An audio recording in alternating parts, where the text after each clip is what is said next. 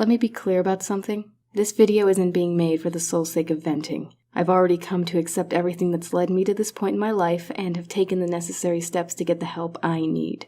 So please, don't see this video as someone crying out and reaching for someone's hand. That isn't what this is. In fact, this video is more for the people out there that may have gone through something similar and are still reaching out for that shred of hope. The ones that need to hear that there's still a chance to feel better.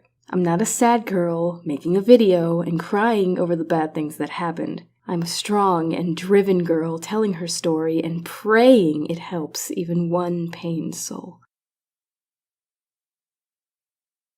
The title of this video says it all.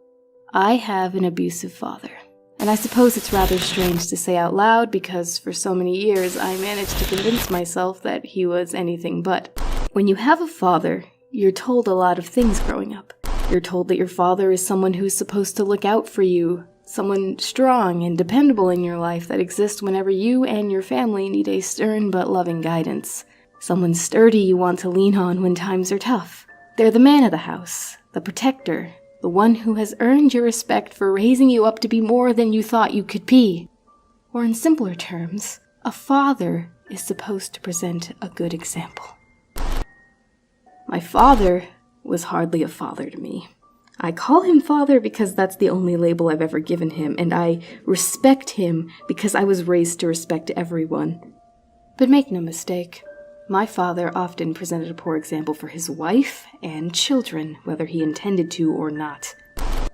I can't pinpoint when the abuse really started, but I know it's been going on for what may as well be a lifetime.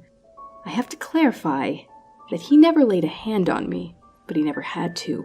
My father was and still is the type to verbally cut you down to nothing. I know he's been through a lot in his life, and I know those experiences manifested into something foul. It hangs off my father's back and whispers little things here and there, poisoning his mind, spirit, and speech. He's a man that hurts, and has been hurt by people he was supposed to trust and depend on. I have to understand that. Or at least that's what I always told myself. When family hurts you, you naturally feel inclined to defend their actions. You try to convince your friends that they aren't so bad. You even try to convince yourself as a means of rejecting the pain. But abuse is abuse, no matter what color you choose to paint over it. And for a while, my father was a pitch-black silhouette, a figure the light tried to touch, but instead all we got to see was a cast shadow of the person he could have been, but decided he wouldn't be. Hardly the father figure, but often the abuser. And no amount of bad experience can justify abusing your family. Now, I know I've been beating around the bush and holding off on explaining everything he did, but it's hard. And that's another thought I'm sure a lot of you, in and outside my shoes, have had. It's hard to come out and talk about what's been done to you. It's hard to admit the truth. But that's why I decided that I wouldn't keep quiet anymore. No more fear or worry or talking myself out of all the strife in my mind as if that will make it vanish. I will be for you what my father wasn't for me. Honest, transparent, and a good example. When I was a kid, my father lusted after me. Yes, this man I was raised by had been quietly sexualizing me, something I blocked out for a long time and suspected, but very recently got confirmed. He didn't look at me as though I were a child, and he had perverted his image of me in doing so. And while I don't recall him ever touching me, it's as I said before, he didn't have to. While you're free to debate on the nature of this being sexual abuse or no, and believe me, you're free to believe what you will, I still have my experiences. I remember certain faces he made towards me, certain gestures and words that encouraged the wrong thing. He'd linger near my person and kept close in a way that sincerely gave me nightmares both as a kid and as an adult. The kind that nearly made me lose sleep. I won't give any nasty details, of course. They won't benefit any of us anyway. But I need you to recognize that a child shouldn't know that kind of fear and confusion. Ever. It just isn't okay. And while I should be grateful that my dad never touched me, and I am, that was but the first warning of oncoming abuse before he started getting far more direct. In the years that followed, my father tried to force me, my mother, and my brothers into a mold. From the beginning, he wanted us to be shaped in a specific image. He wanted us to dress a certain way, surround us with certain company, and above all, he wanted our absolute obedience. And for a while, you could say he had it, but time changes us all. Eventually, our mannerisms, clothes, and interests took a path apart from the one he laid out for us, which is why he started to demean us at every turn. My father would talk down to us, and if he wasn't shaming our decisions, he was shaming our very person. Most of the time he talked behind our backs, but the words always found their way back to us in the end. I was no exception. In my father's eyes, I was an irresponsible disappointment. I was a liar that was always sneaking off to do bad things with awful people. Now, I can't say I was a saint, I'm not perfect, but not all my actions were worthy of that inconsiderate reaction. It felt like nothing I ever did was good enough for him. Something I'd said or done would always become something of a burden on him, always something I should have second-guessed and felt bad for. And I guess, when I look at it that way, it's no wonder I started hating myself. When your own father makes you feel like you can't do anything right, when he makes it clear that he doesn't trust you, you feel broken. I felt like I was falling apart because the man that should have raised me was breaking me down. My actions, good or bad, didn't matter. He never really questioned or talked through why I did things. He just judged everything I did for years until he trapped me in my own self-doubt. And if he wasn't insulting me, he was insulting my brothers. If not them, then my mother. And God bless my mom because she went through the absolute worst of it. In trying to protect us from his words, he put her through hell. He made her feel like she was trapped in that hideous inferno with him. He made her feel powerless and worthless, like she was nothing. He made me feel like I was nothing. Finally, he wore me down. He made me feel this small. He made me into an object that he pushed his sick desires and expectations onto. He made me feel unsafe. He made me feel anxious. He made me angry with how he treated my family and started to ruin them. He made me fear life so much that I sought comfort and gratification in others to a point where I clung to them to an unhealthy degree, because who else would I turn to?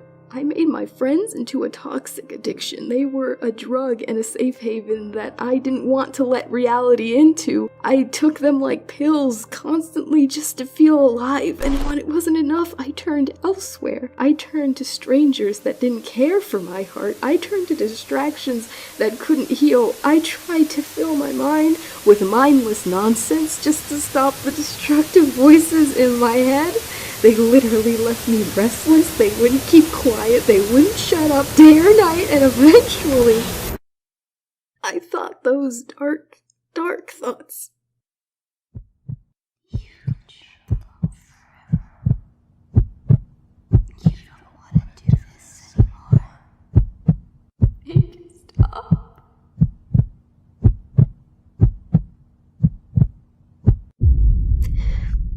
I almost took my life on June 11th of this year.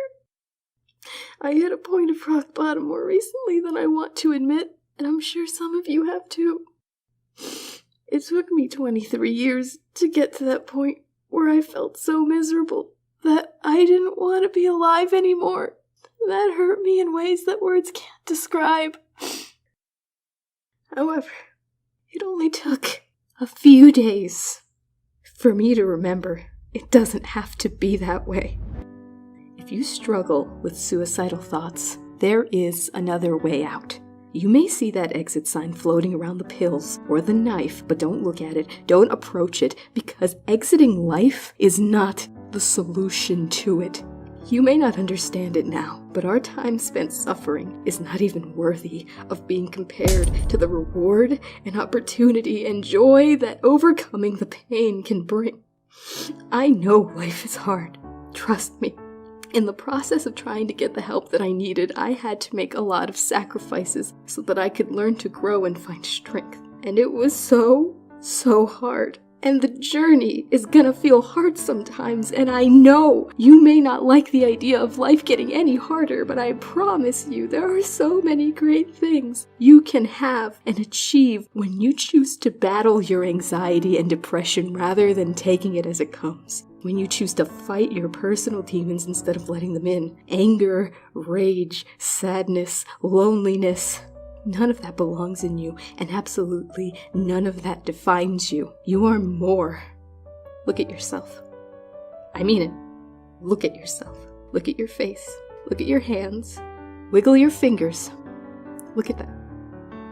You see? You're here. You're still here. You may be telling yourself, I'm weak, I can't do this, I can't keep fighting, but you are here because you're strong, and despite everything you're going through, you're still making the decision to get out of bed, to breathe, and do something. You think that just happens. You think it's easy. No, that is power.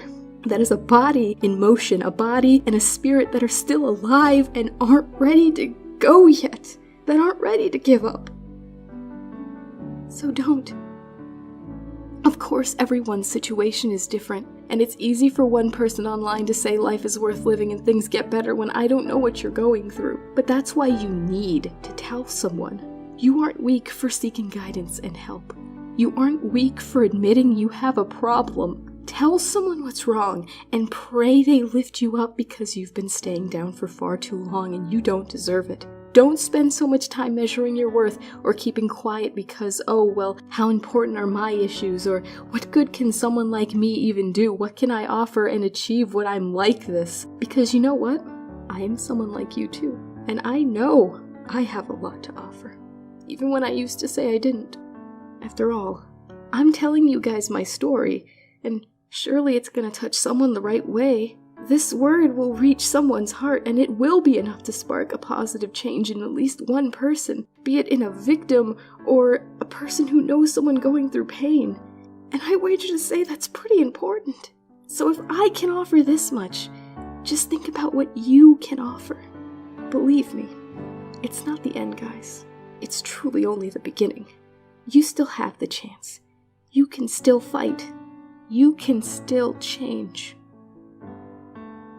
Just take the first step. So I know I said in my last video that I was going to explain my health situation in the next end card, but I think you could all understand why my body and mind were a mess. This is why I haven't been pumping out content and kind of straying away from the online world. I've been doing my best to stay positive on Twitter, and I guess I kind of felt like I was lying to you guys sometimes because honestly there were just so many days where I didn't feel up to doing a lot of things, but I didn't want to give up. I still wanted to spread a positive message, and even here, when I'm admitting everything that happened to me, I still wanted to make it positive for you guys, because I know so many of you feel like you can't get help. And that's not true. There's so much more out there for you. Your life is so precious and meaningful, and I just need everyone that's listening to this to know that whether you're a fan or not, you're precious, and you need to stay alive. You have to. And I'm sorry to all the friends that I didn't tell this to. I'm sorry if I felt like I couldn't trust you. I'm sorry to any friends that I might have had to leave behind in the process of finding my strength, but I'm hoping that if anyone is listening, any of you guys, I'm sorry. But I'm better. I'm okay. And it is my sincere wish that everyone else be okay. When they listen to this, I really hope it helps someone. I love you guys. Get the help you need.